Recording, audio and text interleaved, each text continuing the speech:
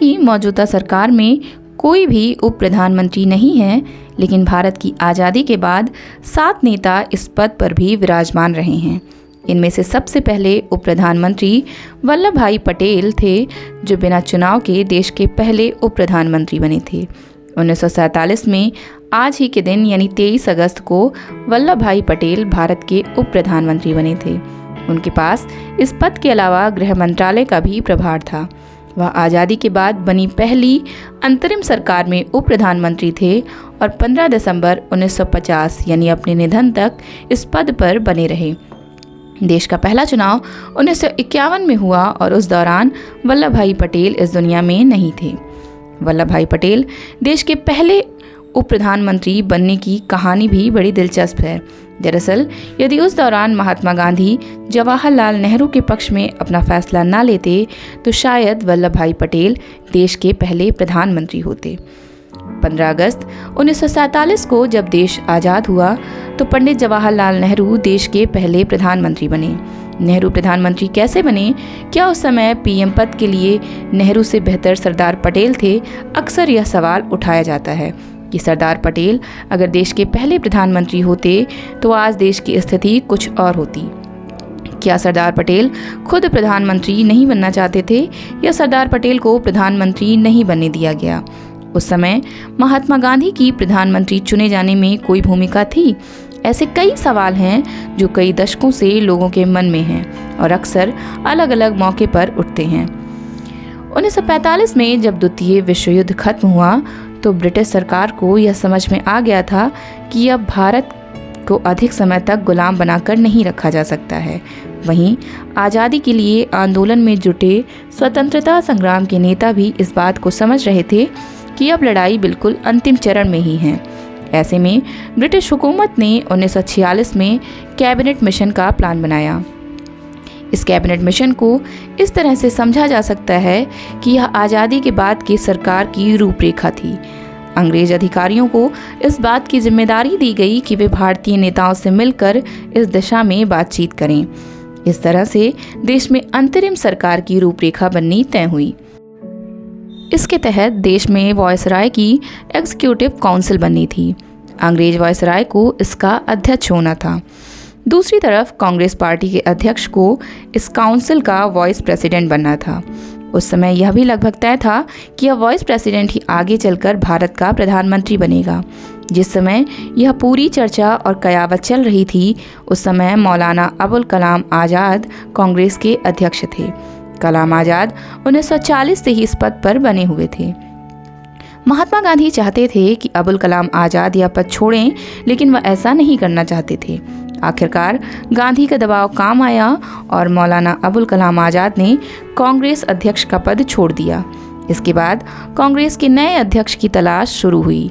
दूसरे शब्दों में कहें तो देश के भावी प्रधानमंत्री का चेहरा खोजा जा रहा था। अप्रैल 1946 में कांग्रेस कार्य समिति की मीटिंग बुलाई गई। इस मीटिंग में महात्मा गांधी, जवाहरलाल नेहरू, डॉक्टर राजेंद्र प्रसाद, खान अब्दुल गफ्फार खान, आचार्य JB कृपलानी समेत अन्य दिग्गज नेता शामिल हुए। उस समय कांग्रेस अध्यक्ष का चुनाव प्रांतीय कांग्रेस कमेटियां करती थीं। खास बात थी कि किसी भी प्रांतीय कमेटी ने जवाहरलाल नेहरू के नाम का प्रस्ताव नहीं किया था। कांग्रेस की 15 प्रांतीय कमेटियों से 12 सरदार वल्लभ भाई पटेल के पक्ष में थीं। इसकी वजह थी कि सरदार पटेल की संगठन पर पकड़ काफ़ी मजबूत थी। उस समय 3 कमेटियों ने JB कृपलानी और P सीतारामैया का नाम प्रस्तावित किया था। इससे एक बात तो साफ थी कि बहुमत पटेल के पक्ष में था। हालांकि उस समय तक एक बात तो साफ हो चुकी थी कि महात्मा गांधी प्रधानमंत्री पद पर जवाहरलाल नेहरू को देखना चाहते थे। महात्मा गांधी ने जब मौलाना अबुल कलाम आज़ाद को कांग्रेस अध्यक्ष का पद छोड़ने को कहा था, उस समय भी यह बात कही थी। बताया जाता है कि कांग्रेस की बैठक से पहले महात्मा गांधी ने मौलाना को पत्र में लिखा था, अगर मुझसे पूछा जाए तो मैं जवाहरलाल को ही प्राथमिकता दूंगा। मेरे पास इसकी कई वजहें हैं, अभी उसकी चर्चा क्यों की जाए। महात्मा गांधी के इस रुख के बावजूद नेहरू के नाम पर सहमति नहीं बनी। अंत में आचार्य कृपलानी को यह कहना पड़ा कि मैं बापू की भावनाओं का सम्मान करते हुए जवाहरलाल नेहरू के नाम का प्रस्ताव करता हूँ। इस बात के साथ ही उन्होंने एक कागज पर जवाहरलाल नेहरू का नाम लिखकर आगे बढ़ा दिया। कार्य समिति के कई सदस्यों ने इस पर हस्ताक्षर किए। इस कागज पर सरदार पटेल ने भी हस्ताक्षर किया। बैठक में महासचिव जेबी कृपलानी ने एक और कागज पर सरदार पटेल से उम्मीदवारी वापस लेने का जिक्र किया। बैठक में जेबी कृपलानी ने सरदार पटेल से स्पष्ट रूप से कह दिया कि वह अपनी उम्मीदवारी वापस लें और जवाहरलाल नेहरू को कांग्रेस अध्यक्ष बनने दें। अंतिम तौर फैसला महात्मा गांधी पर छोड़ दिया गया। इसके बाद महात्मा गांधी ने नेहरू के नाम वाला कागज सरदार पटेल की तरफ हस्ताक्षर करने के लिए बढ़ा दिया। महात्मा गांधी के निर्णय का सम्मान करते हुए सरदार पटेल ने अपनी उम्मीदवारी वापस ले ली। राजमोहन गांधी अपनी किताब पटेल लाइफ में लिखते हैं कि कोई और वजह हो न हो, लेकिन इससे पटेल आहत जरूर हुए होंगे। वहीं कार्य समिति की बैठक में नेहरू के पक्ष में समर्थन नहीं होने का सवाल पूछने और उम्मीदवारी वापस लेने की बात से पटेल की चोट पर मलहम जरूर लगी होगी। दरअसल महात्मा गांधी को लगता था कि पंडित नेहरू के चुने जाने के बाद भी देश को सरदार पटेल की सेवाएं मिलती रहेंगी, जबकि पटेल के प्रधानमंत्री बनने के बाद से नेहरू उनके नेतृत्व में काम नहीं करेंगे।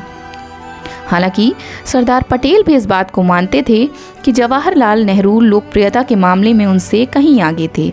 महात्मा गांधी ने उस समय के पत्रकार दुर्गा दास को दिए एक इंटरव्यू में बताया था कि जवाहरलाल नेहरू बतौर कांग्रेस अध्यक्ष अंग्रेजी हुकूमत से बेहतर तरीके से समझौता और वार्ता कर सकते थे।